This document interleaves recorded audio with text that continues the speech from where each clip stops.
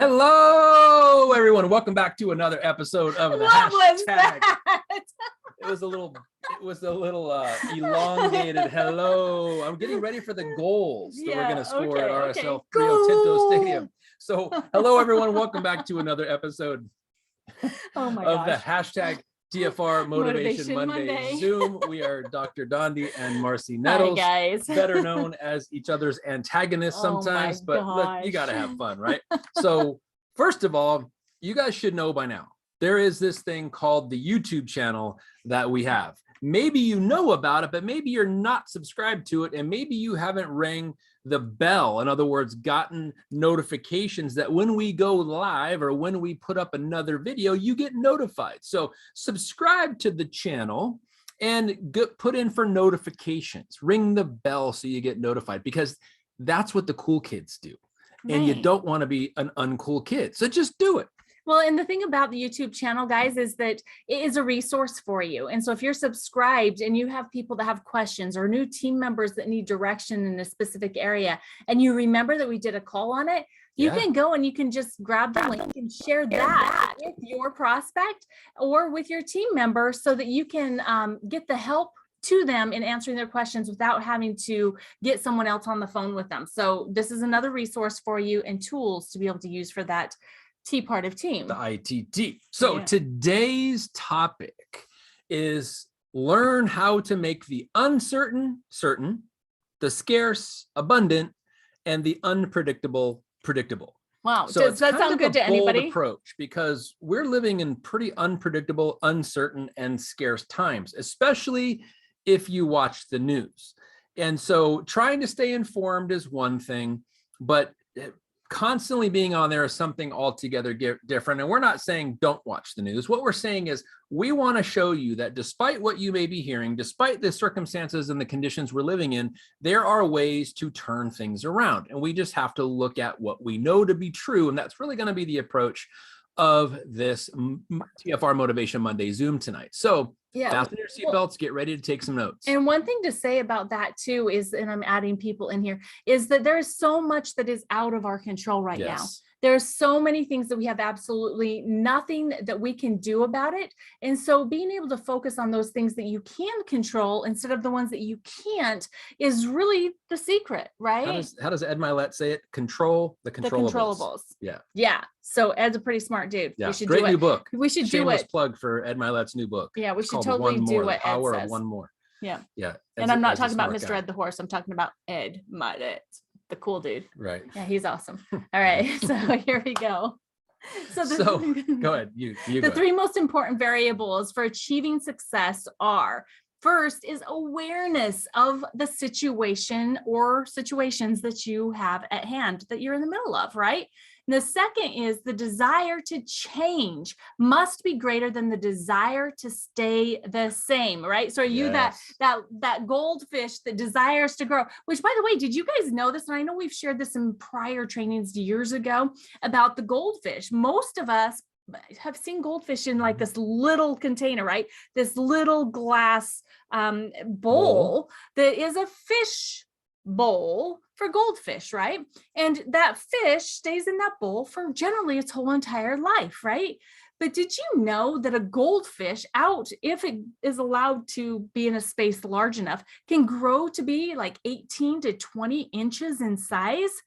Have you ever seen that big of a goldfish before? You mean that little carnival goldfish I got when I popped the balloon with the dart? Totally could, right? Goldfish? Yeah, but because that goldfish was trapped inside of that small little bowl, it stays small. But if it could jump into a bigger bowl, if it could expand its boundaries, it could grow as big as it wanted to be, which, by the way, It was made to be. Yes. Did you see where I'm holding that bowl? Do you see the size of this bowl? The size of the bowl is really kind of the same size as your noggin, right? Your head, your brain, what confines your brain. I'm not saying you should go and get a bigger head, but what I'm saying is that what are you letting confine you?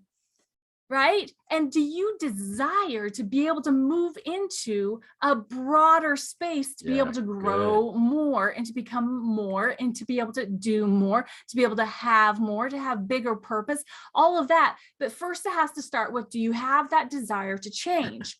And then the third is consistent action. Once you make that decision that you're ready to change, you're ready to grow, you're ready to be more, then you have to take consistent action. And that's really the key to achieving success. So I kind of awareness, hijacked that slide. No, that was absolutely perfect. So awareness, maybe you're not aware of what we're meaning by awareness here. I'm going to give you an example, one for the guys, one for the gals, going back all the way to high school. So for the guys, remember when you got your first car? And for most people like me, it was the car you could afford, not necessarily the car you wanted. Because the car you wanted, you were already aware of that. You were already aware when someone drove by. It didn't matter the color, it didn't matter what kind of rims it had, didn't matter whether it was convertible or vinyl top back when they had vinyl tops. So, but the car you could afford was usually not the car that you were wanting. So imagine now you got this new car.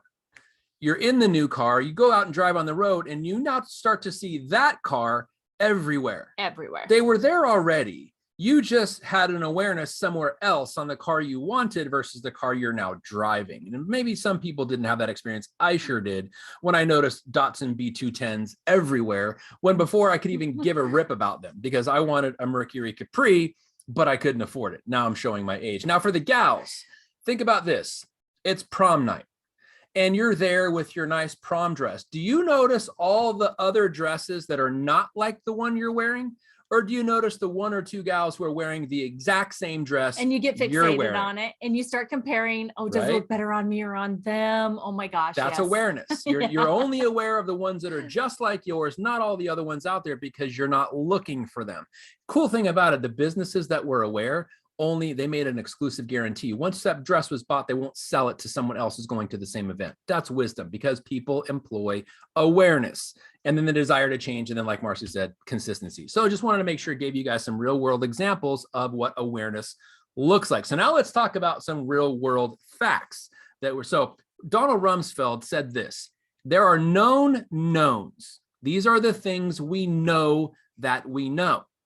But there are also known unknowns. That is to say, these are the things that we now know we don't know. So things you don't know are known unknowns. And then there's the obvious unknown unknowns when we just don't know what we don't know.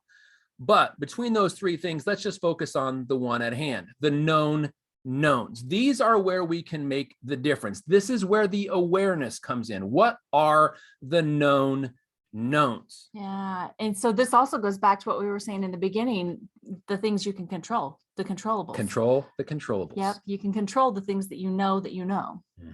Right? Yep. Oh, so good. Let's talk about some real world examples. So there's certain truths in uncertain times. Let's look at some certain truths, or what Donald Rumsfeld just called known knowns.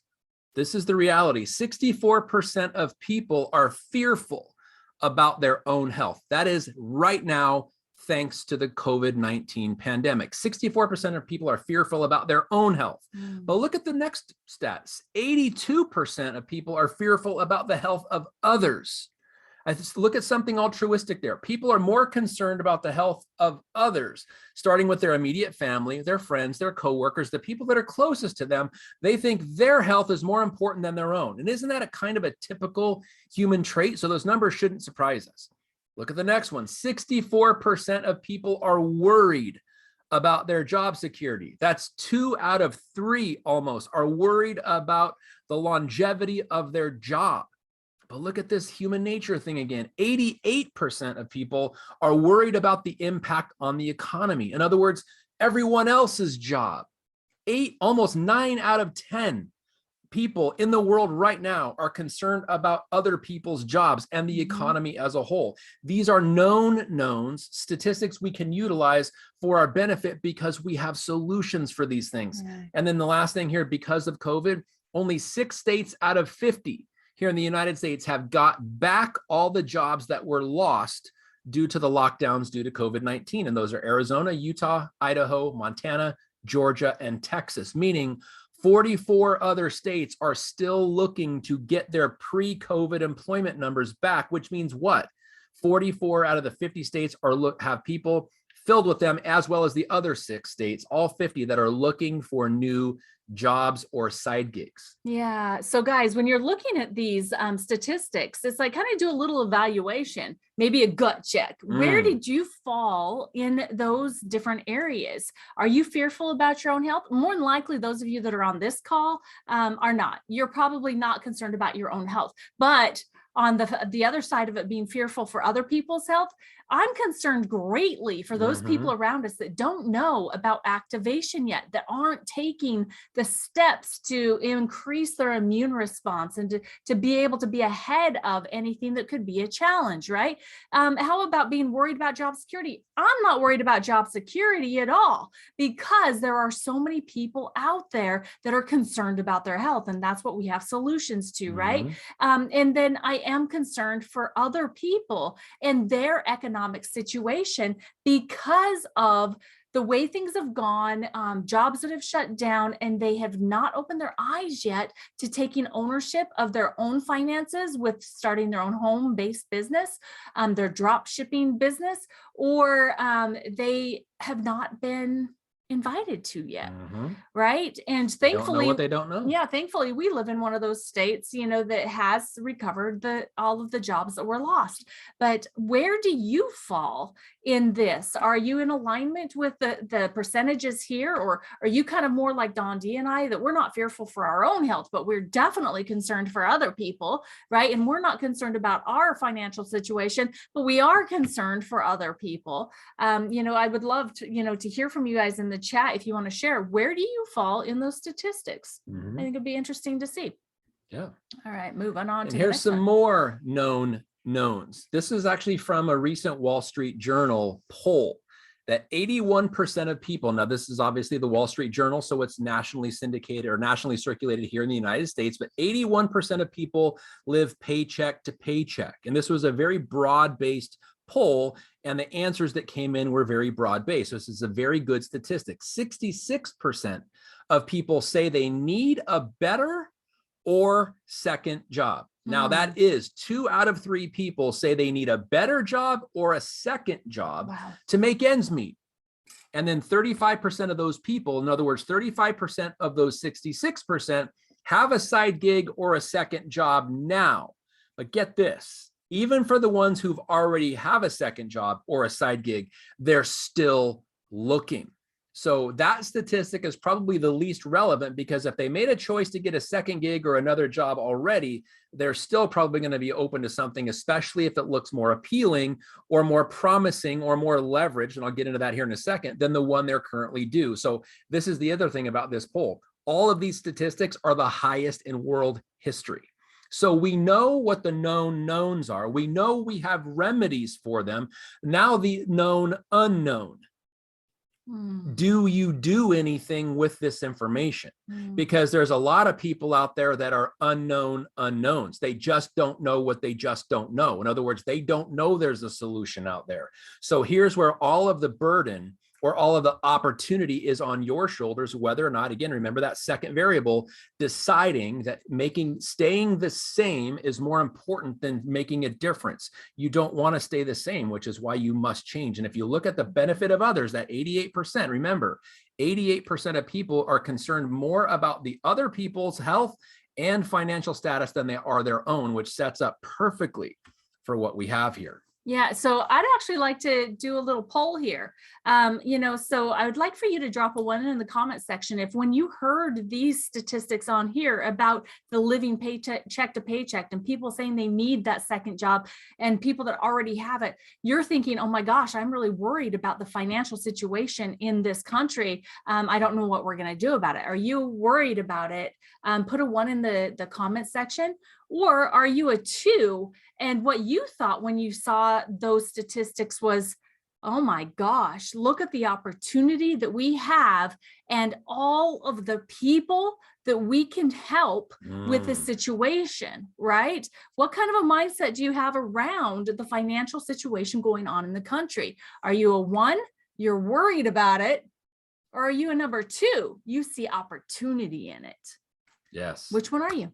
Love to hear that. Good. Now let's talk about how do we take this scarcity that is very legitimate. It's a known. We just gave you all kinds of statistics about the scarcity, but how do we transition that into an abundance? How do we make the uncertain certain? How do we make the unpredictable predictable? How do we make the scarcity abundant? First and foremost, it goes back to those three things: awareness of the reality of the situation. 2 is the desire to make a difference. And 3 is consistency. So let's get into looking at how to handle these. So this is some statistics that I found on scarcity versus abundant mindset. As Marcy said, this is a mindset. So if you have a certain perception or a certain expectation or a certain belief system, you will tend to look for information that validates that belief system. It's just, again, it's human nature. Once we have our minds made up or almost made up, we tend to go look for information that helps us further make up our mind or stand strong on that opinion or that decision we've already made. Let me give you some information here about the history. This is the historical perspective of common traits in network marketing specifically. So the scarcity mentality versus the abundance mentality. The scarcity, there's not enough to go around. If I share this information with everybody in my town, then or be very selective. I don't want to tell everybody because it's too good of a secret. If somebody else gets on board or someone else takes my prospect, there's not enough to go around. We've got this container kind of an approach, or putting a lid on it. There's not enough to go around, or I need to make sure I look good if I am to succeed. So it's all about me. Yeah. And I'm not going to get started until I think I look good. Right. I don't know enough. I have to learn all this information. Trust me, that was me. I had to read all the 14 studies that we had and memorize them and know all of the references before I could get involved in everything, right? And quickly I realized before I got to 14, that was the wrong approach, or I can't afford to do it. We look for reasons why we can't, which if you flip that around, if you can't afford to do something, it's the exact reason why you need to. Because how does that feel to say I can't afford something that you feel value in? That's a big situation. Reluctant to contribute and share information, resources, and time. This is something I see all the time. Territorialism is what I call it. It's like, don't talk to my team. They're my team. I want to train my team a certain way. They don't want any influences from the outside. And it's very, very common, but it's also very stifling and very restrictive. And not wanting to spread the wealth or have other people give new ideas, new influences, or I have all the answers. I don't need to go to that training. I don't need to go to that class. I don't need to go to that elite academy or LifeVantage academy or convention, whatever it is. I already know all the answers. It's one of the worst possible mindsets you can have in anything. There's a great quote that the coach John Wooden said, "It's what you learn after you know it all that matters." John Wooden, thank you for that. And promoting only self and accomplishments. I put the red checks over there because those are the ones that are the most common in network marketing for the majority of people in network marketing, but it doesn't allow them to go from the scarcity side to the abundance side and then dictates or micromanages. They want to control things rather than allow their people. And I can't speak for Marcy, but I have definitely been victimized by that. I wanted to control what people were learning, what they were taught. And because I had an ego at the time. Ego means edging God out. And when you realize in order to build a business, you have to kick people out of the nest, literally and figuratively, let them become the leaders they were created to be, rather than the leaders you think they should lead like.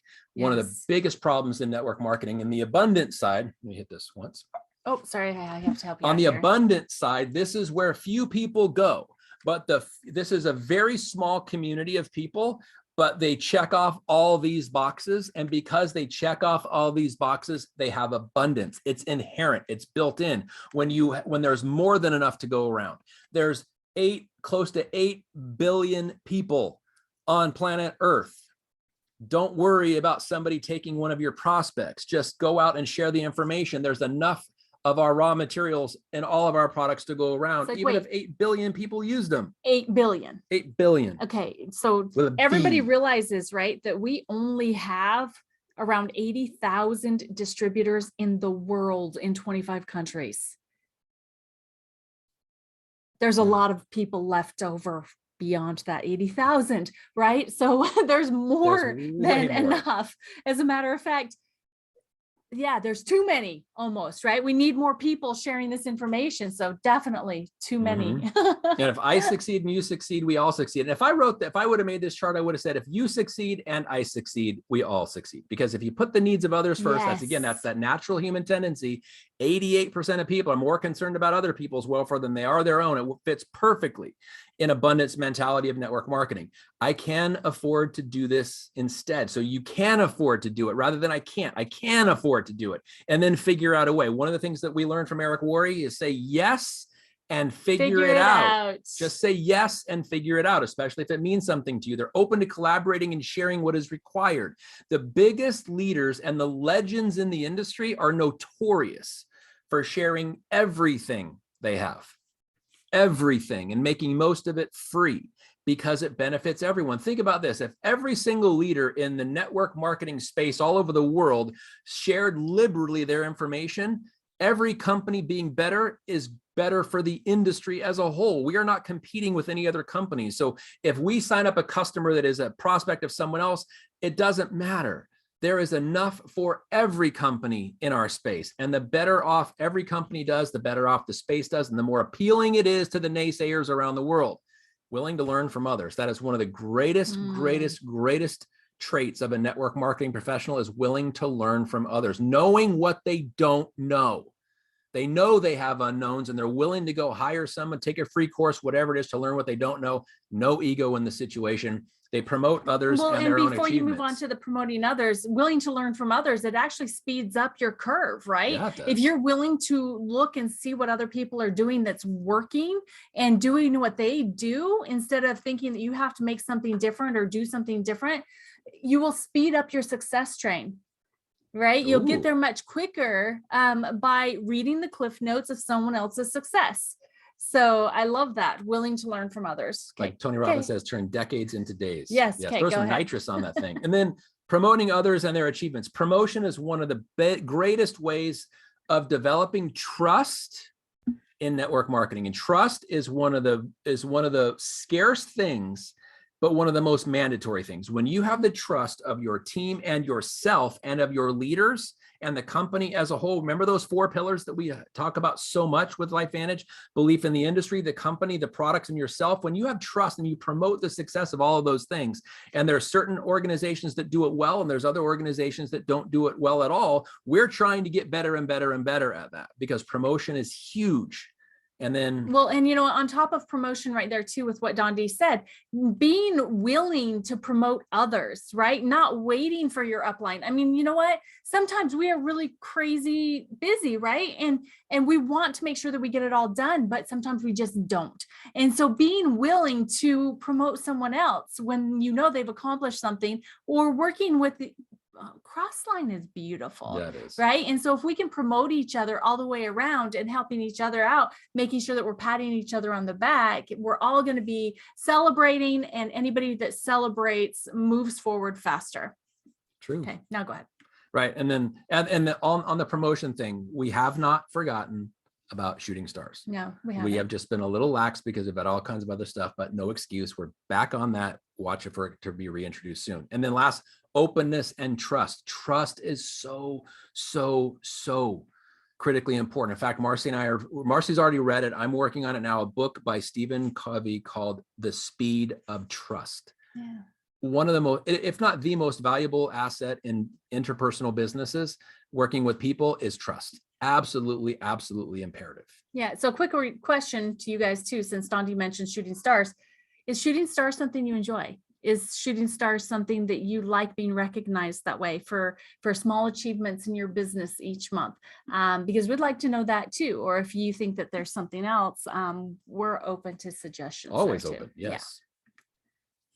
So we had this gentleman, Roy Spence. He did quite a few of the elite academies, probably 5, 6, 7 years ago. This is one of my favorite quotes that I heard him say. I'm not sure if he invented it. This was his quote, but he was the first person I ever heard say it.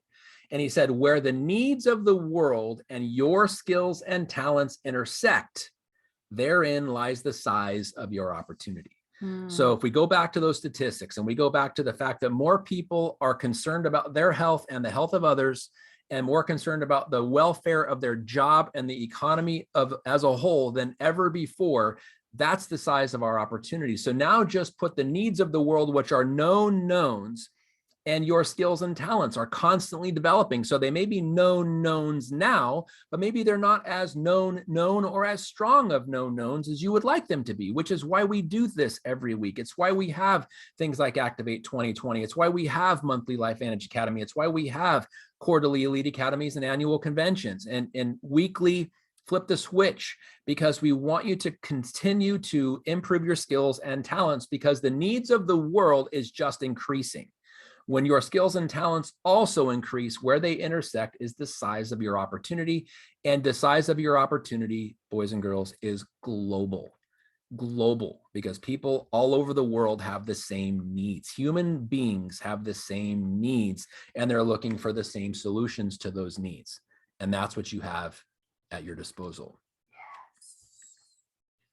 So, call to action as we close tonight. 1, be aware of the needs around you, especially of the people that mean the most to you, and realize if the needs of the people around you is not something you're willing to get uncomfortable enough to solve, then maybe you just need to do a gut check or take a longer look at the suffering that's happening around you that you could even play a little role in minimizing. Just think about that. What if it was just one more, again, back to the Ed Milet, control the controllables. We know people are hungry.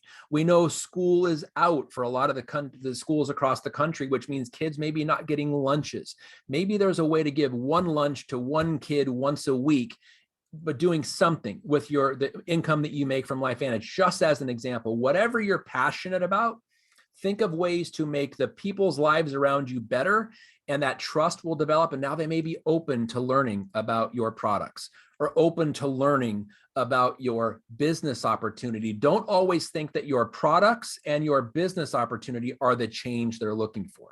Could they be? Yes. Maybe just a friend, someone that does something kind for them, someone that speaks life into them, someone that compliments them on a regular basis is all they need to turn that frown upside down. Yes. And now they start trusting you. And then they ask you, what are you doing that makes you so happy all the time? Yes. Tell me what you do. Yes. Those are the best possible referrals you can get, is when someone asks you what you do, because they see genuine character. They see that you care about the needs of the people around you. They watch you do things for other people's benefit, and that means they're attracted to you and they trust you. Yeah. Trusted people that are attracted to you are the best possible business partners and best possible customers you can have. But don't just think that your products and your business opportunity are the solution they're looking for. Maybe just knowing you is what they were looking for, and then they're being willing to listen to what you have. Yeah, you know what? That brought to mind one of the many things that Carrie Dickey has said in the past. Yes. That just stuck with me. Is just every time you come in contact with anyone, doesn't matter who it is, imagine that they have a sign on their chest that says, "Make me feel important." If you just go out with the intention of everyone that you come in contact with, you are going to find a way to make them feel important, whether it's a smile and saying, "Hey, you look amazing today," or "Hey, have a great day," or opening the door for somebody, helping somebody with their groceries, whatever it is. Go out of your way to make people feel important. And that will be one of the quickest ways to connection. And then connection can lead to trust, and trust can lead to them deciding whether or not they would be open to hearing about what has changed your life. So always have that awareness everywhere that you go. Plus, awareness moves into your mindset, right? So make sure here with number 2, be aware, first of all, what your mindset is in every circumstance. Sometimes we have to catch ourselves, right? But we want you to focus on choosing to operate out of an abundance mindset more often than not. We know that we're human, right? And so we're going to have those moments that we have our mini pity parties, but we're going to catch ourselves and we're going to get out of it quickly, because that's one of the things I love about helping to share other people's stories and to hear them, is that I can always look at someone else's story and it's like the things that I thought were bad in our life or in my life or in my kid's life are nothing compared to the things that other people are going through. So please choose to operate out of an abundance mindset more often than not. Yes, absolutely. And something I wanted to share with what this pandemic has taught us is that when it was at the height of it, when there was social distancing and you couldn't get in with the 6 feet of everybody, and there was mask mandates and lockdowns, what happened? People's buying habits changed and their eating habits changed. Amazon was blowing up until they met the needs because they had delayed shipping, and then they caught up because people would rather buy online. Even the people that never purchased online before, because they can't go out and get what they need, were buying online, and now it's become a habit for them. Or people that were normally going out to the grocery store or going out to a restaurant use things like Uber Eats or DoorDash. They exploded in popularity, and now they're habits. What did we learn from that? That convenience, app-based, no inventory businesses that focus on drop shipping and low entry and low overhead are thriving. Yeah. Well, guess what? Those are all bullet points of a network marketing business with LifeVantage. We have an app. We are app-based. We do not drop ship. We do not have to make deliveries. The company drop ships. It's affordable. Getting into a business for less than an international business for less than $1,000 is unheard of, which means return on investment and monthly overhead is extremely low. So those are things that are appealing to this kind of business. So someone who's looking for a second job or a side gig, let them know about network marketing, because the entrance is probably less than what they're looking at now, and that they can do it from home. They don't have to make deliveries. It's app-based. It meets all the criteria that and people are looking for. And they can do it with you. Yes. They can do it with you. And the biggest thing about this is it creates leverage, because in a side, whether you have a side job, even if you're working from home, whether you're stamping letters or you're boxing up things, you are not creating leverage because you're working your own hours, but you're not able to grow a team. In network marketing, you create leverage because you get people involved, they get people involved, then they get people involved, and you benefit from everyone's efforts. It was John Paul Getty who said, I'd rather have 1% of 100 people's efforts than 100% of my own efforts, because the 1% of 100 people provides leverage. One of the greatest forms of leverage is network marketing among trusted friends. That is what we have, my friends. And if this pandemic has taught us anything, it's the power of e-commerce. It's the power of drop shipping. It's the power of not having to have an inventory. It's the power of not having to have a brick and mortar business. You run it from your own home, plus the tax write-offs that come along with it. Unbelievable. And guess what? With gas prices rising, talk about that leveraging point. How would you not have to leave to go to your job? You could do your job from home. Heck yeah. Gas prices are approaching $10 a gallon in California. And I'm from California. So the people I'm adding to the list are people that are driving or have long commutes. $10 a gallon for a long commute is a very unfavorable situation. How would you like to stay at home and be leveraged for everyone else and deal with the two things that people are concerned most about, their health and their finances? There's a great invite for those of you who are concerned about gas prices, or people who are. Just find ways to get this information to people, trust people so that people can trust you, love on people for the fact that they need some positivity in their life. They need love from you. Be the person that extends it, develops trust. And then the last one, be consistent. Be an example, in how you live your life, in how you think, what your mindset is, in how you take action in your business, in how you look for people to help, just in everything that you do. Be consistent and be an example. Yes. And that's it. That's it. That's all it takes, guys. That's your call to action. We would love for every single one of you to take all three of these and just know that if you will just focus on these three things, decide to be committed, that your life will change, the lives of the people around you will change, and your business will change in the process. Remember, it's not about starting with your business. It's not the business is the forefront, right? People need to be the forefront. And once you make that the focus, you build those relationships and connections, build the trust, that trust factor, then people will be open to your business. All right. So keep things in proper order, and you will have the success that you so desire. Yes. And we so desire for you. So guys, thank you so much for being here again with us this Monday for the TFR call. We love you. Let us know how we can help you. And remember, there is still time to be able to get yourselves to Activate 2022. We cannot wait to see all of those that are going, and hope that some of you will make the decision to say yes and figure it out, because this is going to be the largest product launch we have ever done. And I didn't say lunch, I said launch. That we have ever done. Your minds are going to be blown. Plus those that attend are going to come out of it with a playbook and how to use it to build their business. You don't get that unless you're there. All right, guys. True. We love you. Bye, guys. Bye.